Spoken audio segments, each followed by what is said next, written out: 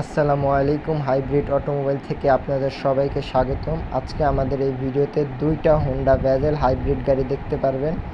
দুইটা গাড়ি 2014 মডেল, একটি হোয়াইট এবং আরেকটি রেড গাড়ি আমরা নিয়ে আসলাম। দুইটা গাড়ি ডুয়েল ক্লাস প্রবলেমের কারণেই আমাদের কাছে নিয়ে আসা হয়েছে।